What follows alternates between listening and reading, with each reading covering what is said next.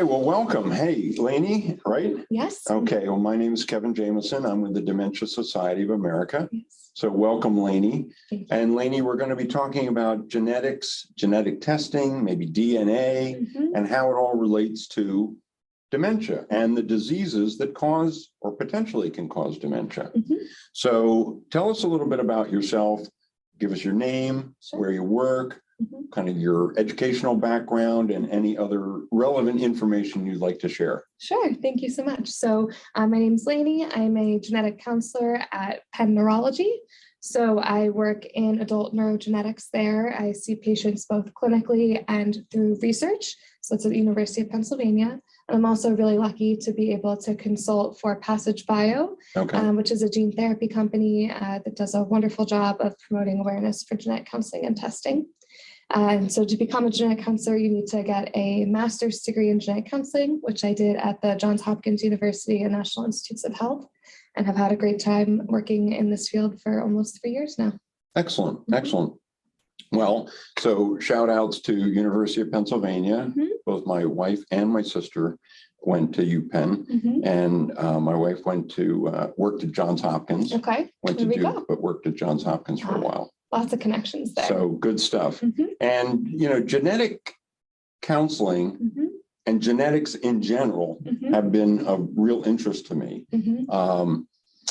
There's a guy named Spencer Wells, I think. Do you know that name? Pretty sure that's his name. And he had a program on public television called The Journey of Man. And if you haven't seen it, I'm going to highly recommend that you see it, and everybody out there watching this take a moment to look that up. Spencer Wells, and it was called The Journey of Man. It's about a 1-hour show, but it encompasses him traveling across the globe and testing people across the globe in indigenous groups, trying to find kind of the original, almost 6 tribes, 7 tribes, whatever we want to believe, but there's science there about who populated the entire globe, right? And the United States, of course. But when you see that and you get a chance to connect the dots between people that are living in India today.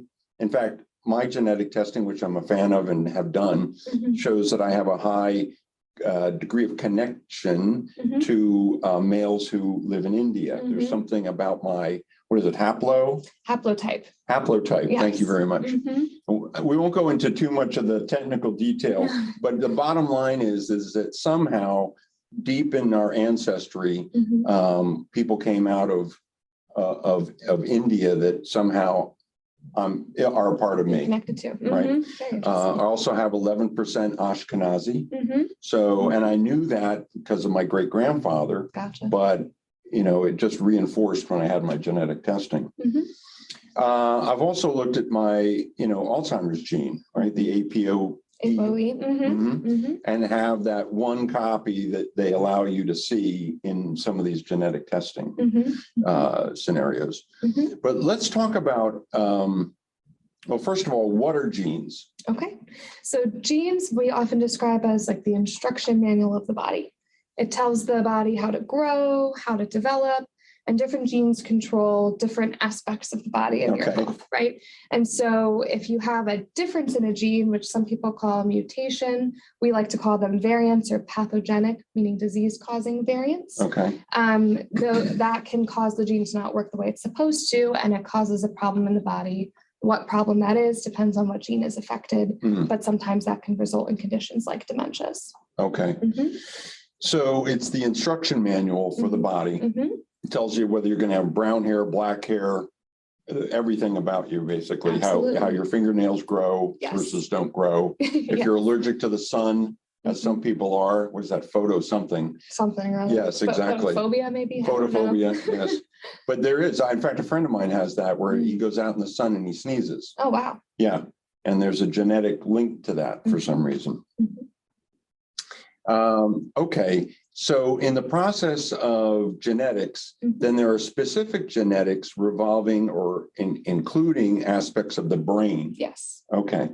And those types of genes that involve how the brain grows and matures over time can end up being kind of miscoded or were miscoded at some point along the way. Can it be nurture and nature? In other words, you can be born with a genetic issue, or you can develop a different gene expression because of your environment, potentially? Yes. So for some conditions, it varies. But there are some conditions like Huntington's disease, for example, where there's one genetic difference that is a really strong driver of if you have this genetic difference, it's going to cause disease if you live long enough. Okay.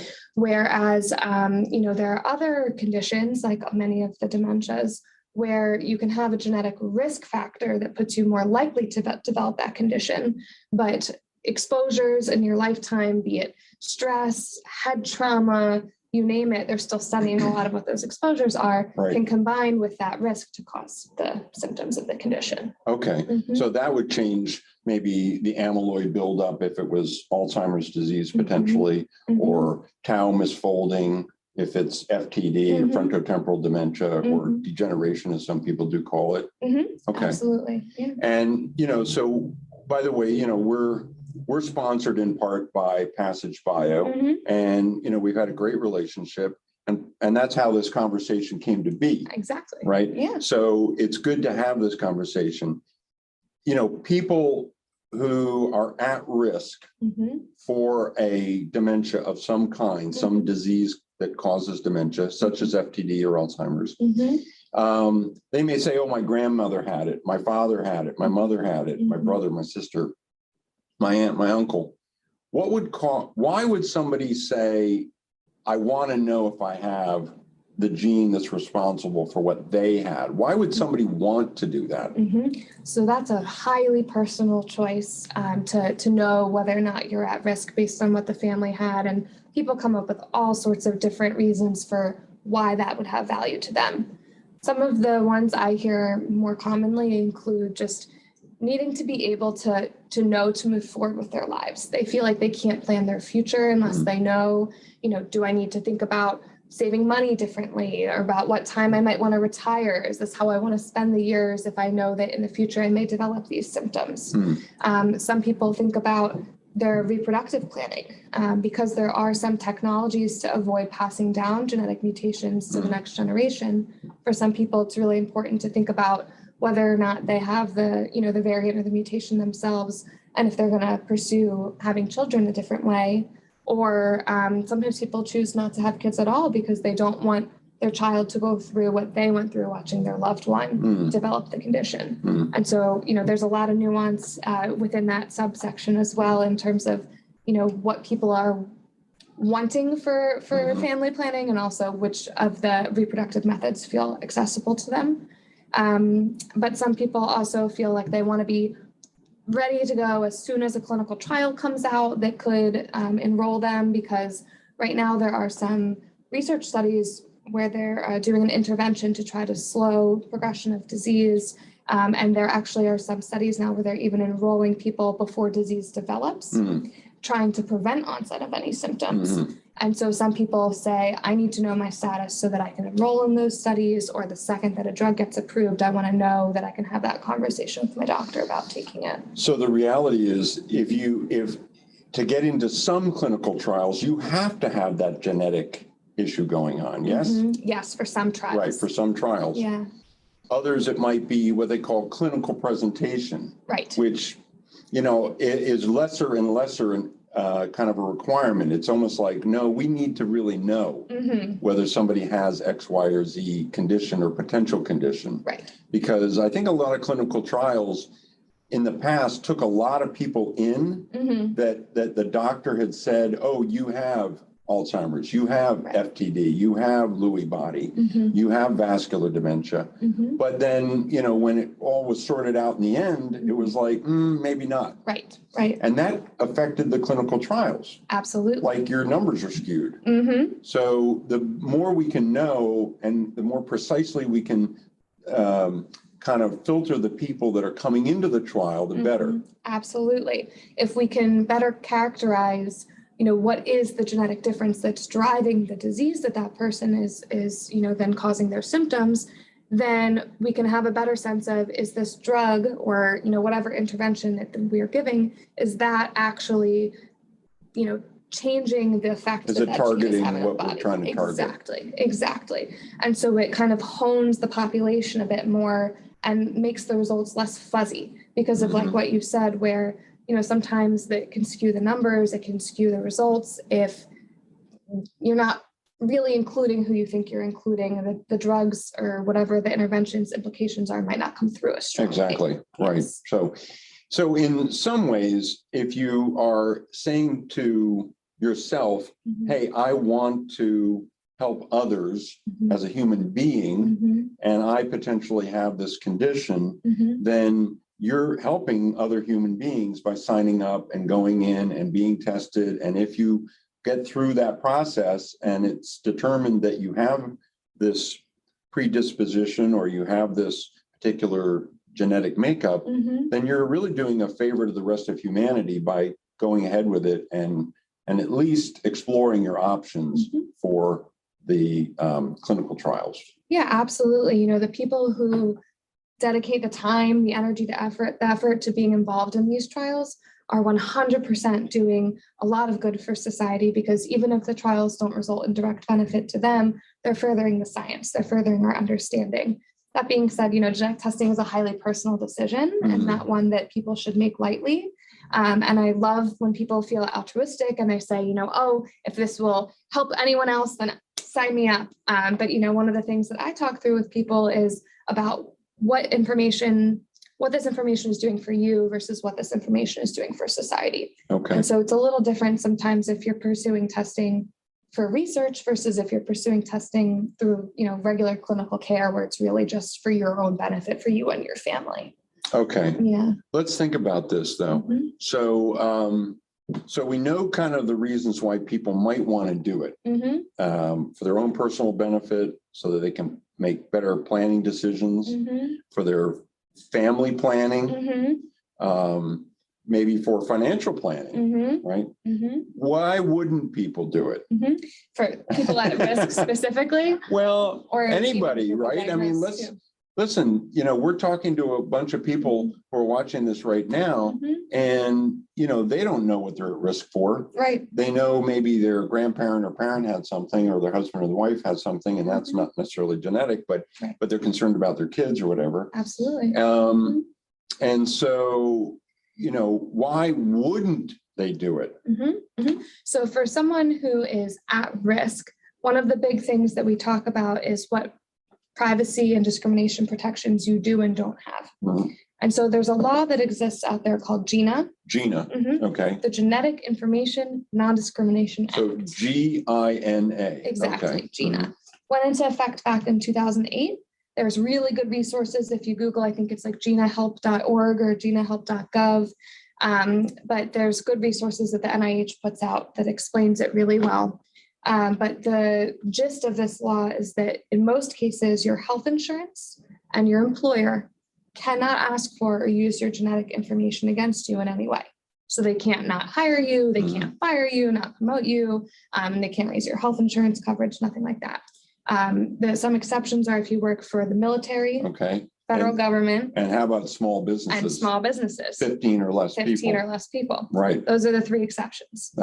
There are separate orders that cover some of the same protections for those individuals. Okay. And you can also find information about that online. But the reason that we often bring up these protections and what they protect is actually to point out the pitfalls and the loopholes that do exist. And so life insurance, long-term care insurance, and disability insurance are not protected by GINA. Those types of companies can ask for medical records.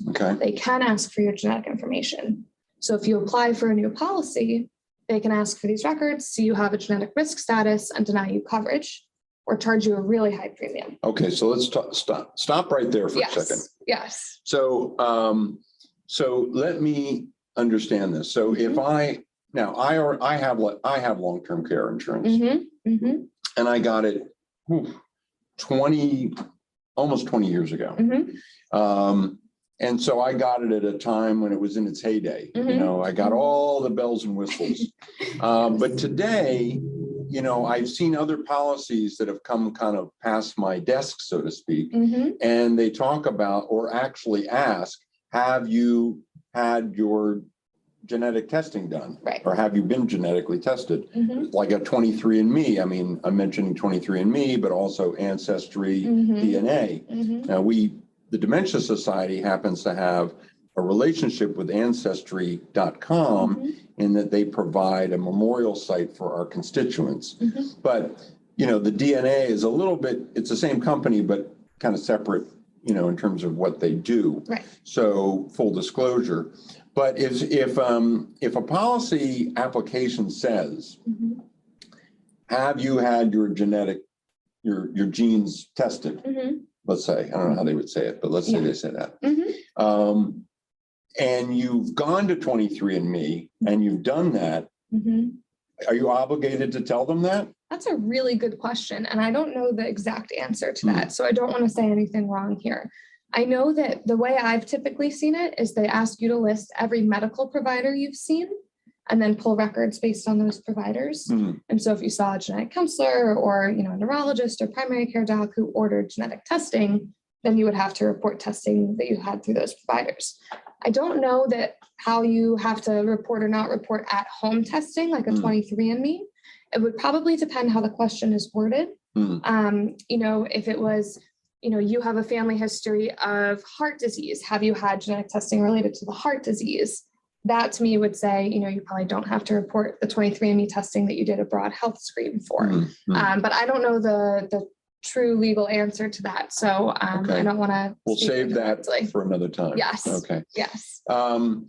So let's focus on FTD for a second, because I think that's an area that you specialize in. Yeah. I mean, you are a specialist in things neuro, right, of the mind. Absolutely. Neurology. So how genes and genetic,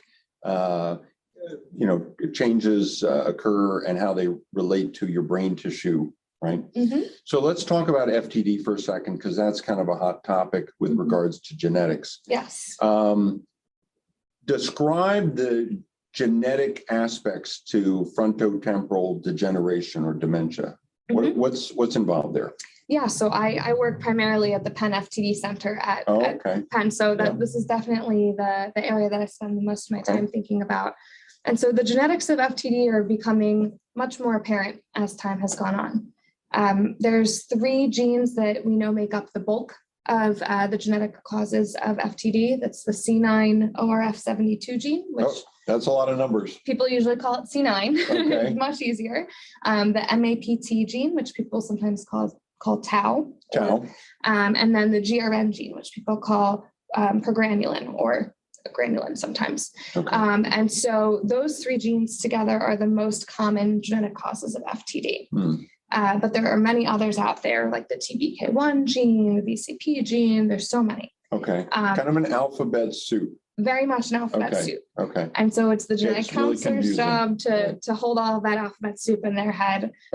Basically, what happened is back in the day, we didn't know a lot about the genetics of FTD. And then we started to see a lot of patterns of multiple people in the family developing symptoms. And sometimes also people developing related conditions like ALS or Parkinson's. And so it became apparent that things were tracking in the family and more genetic studies were done, and they eventually found these genes. And so now the numbers are kind of all over the map in terms of, what percent of FTD do we really feel is genetic? Because it depends how you define, is there family history or is there not? And so the genetic counselor can help use the family history as a risk assessment tool to try to figure out what the odds are that this is genetic for any one person. But the clinical trial space for genetic FTD is very much exploding, as you were hinting at before. So it does feel like more and more people are starting to consider having genetic testing when they have a diagnosis of FTD. Yeah. Because it's not all FTD that has genetic components to it. That we know anyway. Right. There's a certain percentage of those people that have that diagnosis that can be tied more directly to a particular difference in the genes? Absolutely, yes. Okay. So About what's the percent? yeah, so it depends on which study you look at and how you define family history or not. About 40% of people will have a family history of something related to FTD, whether it's FTD, ALS, Parkinson's. And among those people, it's actually a pretty high likelihood, if you have that family history, that there is a genetic cause. Okay. The closer the relatives are to you that have those other diagnoses, the more likely it is. If you have, your grandparents' cousin had, late onset Alzheimer's, that's not something of high concern. But if somebody has, a sibling who passed of ALS or a parent who had really young onset Parkinson's, that makes me more suspicious. Okay. And so in our center, we actually had a paper where we classified pedigrees or family history trees based on, high, medium, or low likelihood for there being a genetic cause. And for people who fell in the high category based on their family history, actually somewhere on the order of 80 to 90% had a genetic cause identified. Okay. But as you get lower in likelihood, the odds of finding a genetic cause go down. So if we look at the whole world of FTD, you're saying around 40% have something potentially in the family history. You look at that, and then of that, it's a pretty high subset that has something very close to them, a mother, a father, et cetera, grandparent. And then among those people who have no family history, there are still some people, about 5 to 10% of people with no family history will still have a genetic form. And sometimes that's because a genetic difference occurs brand new in that person, but often it's actually because the family history is a limited tool. Sometimes people don't make it to the right specialist to get the diagnosis. That information is never shared with family members, especially the stigma, the taboo. Exactly. Or people, have different communication patterns in the family. They might have lost contact. Sometimes people die young of other conditions, Exactly. Never went on have to a heart attack, but they never developed FTD because they would have had they lived long enough. Exactly. And then also sometimes people have really small families, you just don't have enough sample size to see it pop up, you have an only child or whatever it may be. Interesting. So let's say somebody has seen an ad for genetic testing that's free if you're concerned about FTD in the family, as an example, or you have been diagnosed with FTD. What would be the typical first thing that would happen when that person goes and says, "Yeah, I'm interested"? Then what? Yeah, so for those sponsored programs where they offer the no-cost testing, often what happens is your family has to reach out through the program and make sure they're eligible for it. Usually there's a couple of quick questions as like a little screener, and every program has different requirements. The Passage Bio one partners with a company called Inform DNA, and they have genetic counselors that help, field those inquiries. And so basically you would get scheduled for, through the Inform DNA program through Passage Bio, you get scheduled for a genetic counseling conversation. And if they decide they want to move forward with testing, they can have it coordinated, usually on a cheek swab sample, something pretty simple. Kind of like we're going through with COVID, right? Yes. You want to put that swab up your nose. In this case, it's much simpler. Much simpler, right? We're just doing it in the cheek. Yes. But the genetic counseling session, describe that, for our viewers a little bit. Like, what are you going to ask first? Yeah, so genetic counseling session, whether you have it clinically or through one of these sponsored programs, wherever you're accessing it, genetic counselors will often check in and see, why you've made the appointment, right? Like, why are you thinking about genetic testing? The motivation. Exactly. How have you gotten to this point? What has your experience been with the condition that's in the family, whether it's, Alzheimer's, FTD, whatever it may be. And then we often will take a family history. So we draw out what's called a pedigree with, circles and squares. Dogs and cats. Yes, literally. Yes. So family tree, pedigree, same thing. Okay. And the questions that we usually ask are, we get the structure of the family. So, how many siblings, how many, aunts, uncles, cousins, all those things. But we ask, has anybody else in the family been diagnosed with whatever the condition is that you're there for, FTD, ALS, Parkinson's, Alzheimer's, whatever it is. And so then we draw that out. We ask about, how old were they when it started? If they're past, how old were they when they passed away? And we ask about, the types of symptoms that people might have experienced, even if they never had a formal diagnosis. Okay. So, for example, many people end up saying, oh, my grandmother was told she had dementia, or she was told that she was senile, or whatever it was, but it was never really specific. Exactly. Maybe never made it to a neurologist, Right. or never Family had an doctor, autopsy. whatever. Exactly. And so when you start asking questions, well, tell me about what that dementia looked like. Was it just memory changes? Were there behavior changes too? Any language changes, personality changes? And you can sort of tease apart the story, right, and get a better sense of what really was going on in the family. Right. We find that a lot. When people call us, they call 1-800-DEMENTIA. That's our phone number. Right. We are the Dementia Society. Yes. So when people reach out to us, a lot of times they don't know. And they don't know that it was a family doctor that said so-and-so had dementia. Right. And you're like, well, did they give you any clues? No. And then they'll say things like, well, he had a heart attack and a stroke. Right. And he's been falling down a lot. And there are personality changes, and he's 79 years old. And you start to develop a picture. Right. And you can say, okay, well, I'm not going to give you a diagnosis because I'm not a medical professional. Right. But, I think you need to see a neurologist to get that figured out. Absolutely. Because there are things that people can do that are different for somebody that has a vascular dementia than somebody that has potentially Alzheimer's or FTD. Absolutely. And if it's younger, a person, which oftentimes FTD might be, that gets confused with psychiatric issues all the time. It gets confused with, midlife crises, all sorts of things, because you might have a man or a woman in their 50s and they're not functioning at work, and they're doing things at work that are inappropriate. And so, they may even get fired over it. Yeah, it happens very frequently. It does. Yeah. And so we get some of those calls, and we try to hook people up with, an elder care attorney or, the right kind of medical workup. My late wife, Ginny, was a patient of the University of Pennsylvania. Right. And, we had a great doctor there, Dr. Branch Coslett, and he was great. But during the time period where she was diagnosed, he couldn't be precise. Right. He really didn't know. And there weren't the PET scans and the amyloid scans and the tau scans and the blood tests and the spinal tap. Yes. They were there maybe, but they weren't there in clinical settings. Right.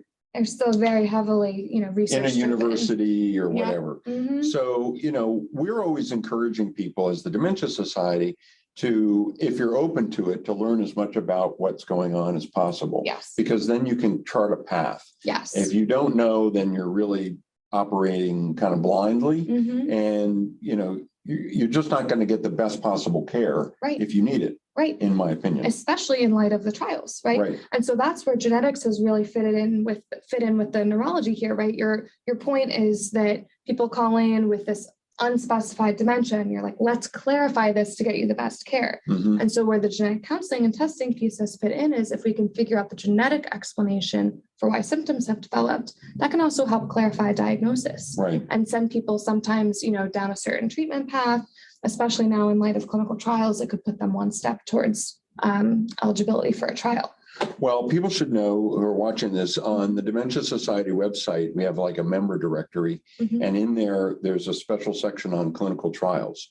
So people can go in, and there are lots of these clinical trial finder services. It's hard to describe what they are, locator services, whatever. And you basically kind of put in your zip code and your age and a couple of other things, and then it starts to filter you into what you're looking for. Yes. So, we encourage people that if they're interested to look at these kind of free offers, as well as anything else that comes about from any clinical trial that exists out there, to try to, populate these trials with people that are qualified to be in the trial, so that the results are more accurate, and that potentially you find some answers to some of these types of dementias. Absolutely. So with that, I'm going to say, Lainey, thank you very much. This was a great conversation. I'd love to have you back. Anytime. Happy to be here. And so everybody who's watching out there, again, thanks to Lainey for coming in today and speaking about genetics and dementia, and we'll see you next time. Take care. Bye-bye.